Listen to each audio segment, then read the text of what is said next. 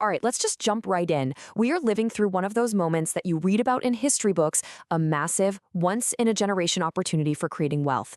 The last time something on this scale happened, it didn't just change things, it completely rewired our world and made a whole lot of people incredibly rich. Think about this number, 7,000. At the absolute fever pitch of the dot-com boom back in the late 90s, that's how many new millionaires were being minted every single week. It was a gold rush, but moving at the speed of light. But here's the thing, and this is so important. Most people, they just watched from the sidelines. They waited. They told themselves, I'll get in when it feels a little safer, a little more predictable. And of course, by the time that feeling of safety finally arrived, all the life-changing money had already been made. The party was over. Well, guess what? That exact same kind of opportunity is happening all over again, right now with artificial intelligence. But there's one huge difference this time around, the insane speed of it all.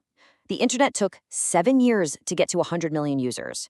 AI, it got there in 2 months. That means this window of opportunity, it's closing faster than anyone could have imagined. So you might be wondering, why is grabbing this opportunity not just a smart move, but almost a necessity? Well, it all comes down to a really big problem baked into our financial system. It's a trap, really, that makes the simple act of saving your money a losing game. Let me make this real for you. Since just 2020, we've seen about 25% inflation, all told. What that really means is that your $100 from back then, today it only buys you what $75 used to. A quarter of its value has just, poof, vanished. Your savings are leaking, and you might not even see it happening. So what on earth caused this? A huge piece of the puzzle is the money supply itself. Get this, a staggering 40% of all US dollars that have ever existed were created between 2020 and 2023. I mean, when you flood the system with that much more cash, the value of each one of those dollars is bound to go down. So let's just call inflation what it is. It's not some abstract economic concept. For anyone holding cash, it works just like a hidden tax. It's a system that quietly siphons wealth away from people who save, draining your purchasing power day by day. And that brings us to the most important point in this whole section. In the world we live in right now, holding on to cash guarantees that you are getting poorer over time. The only defense, the only way to shield yourself and actually grow your wealth is to own assets, things that tend to go up in value as the dollar goes down. Which brings us right back to AI. See, it isn't just the next cool piece of tech. Right now, it's probably the most accessible, highest potential asset class out there for regular people who are trying to get out of that inflation trap we were just talking about. To really wrap your head around the sheer scale of what's happening, you have to compare it to the biggest game changers in history. AI isn't just going to be a product you buy. It's going to be like electricity, a fundamental layer that just powers everything. And just like the internet, it's going to completely remake every industry we have today, and it'll invent new ones we can't even dream of yet. And the numbers, they're just mind-boggling. We are looking at global investment in AI rocketing past $1.8 trillion a year by 2030. Goldman Sachs thinks it could tack on an extra $7 trillion to global GDP. And just look at 2023. A full third of the S&P 500's growth was driven by AI companies. The money is pouring in and the momentum is undeniable. Okay, now before we get completely carried away with excitement, we have to ground ourselves in reality. A huge opportunity always comes with huge risk. And lucky for us, history gave us the perfect, if painful, lesson, the dot-com bust.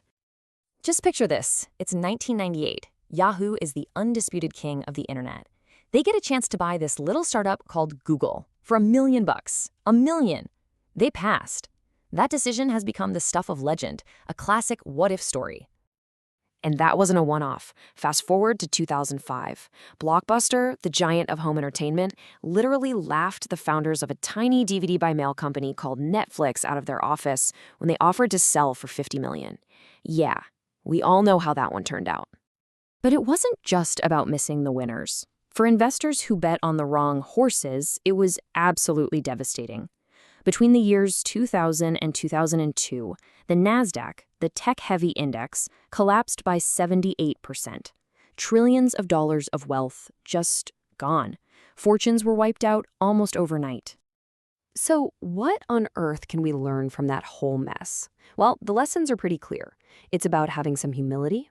It's about learning to tell the difference between real businesses and pure hype. And it's about remembering that the big winners, the Amazons and the Googles, they are only ever obvious in hindsight. That's why having a solid strategy is so critical. Okay, so we've got the huge opportunity on one side and the massive risks on the other. Let's get to the good stuff, the actionable part. Here is a clear, simple playbook for how you can navigate this moment smartly. Look, this isn't about complicated Wall Street stuff. It's about simple, proven ideas. First, just start now. Time is your best friend here. Second, diversify. Don't put all your eggs in one basket. Third, and this is a big one, avoid leverage. Never, ever invest with borrowed money in something this volatile. Fourth, dollar cost average. Just invest the same amount on a regular schedule. It smooths out the ride. Then reinvest your gains to let compounding do its magic. Keep a cash buffer so you never have to sell when you're scared. And seventh, commit to the long game. We're thinking in years, not months. And finally, the golden rule. Try to buy low and sell high, which really just means don't let fear or greed make your decisions for you. And this quote right here, it perfectly sums up the whole strategy. Your goal isn't to be a genius who can predict the top and the bottom of the market. It's just to be in the game consistently over the long haul and let the incredible power of compounding do all the heavy lifting for you. So when I say diversify, what does that actually look like for AI? Well, instead of betting it all on one company, you can spread your money across different buckets. You can own a piece of the infrastructure, the guys making the computer chips, a piece of the foundational models, the big brains like ChatGPT, a piece of the applications, companies using AI to change healthcare or finance, and maybe a piece of the picks and shovels, the crucial cybersecurity and software tools that every single AI company needs. And here's maybe the most freeing idea of all. You don't have to carry the impossible weight of trying to find the one stock that's going to be the next Amazon. That's not the goal. Your goal is just to own a broad piece of the entire AI economy, to simply be in the game. That way, as the winners start to pull ahead, you'll already own them. So, in the end, it really all comes down to this. There's a technological wave building right now that's bigger and faster than the internet was. You can stand on the shore and watch it go by, and maybe one day wish you'd done something, or you can figure out how you're going to get in the water.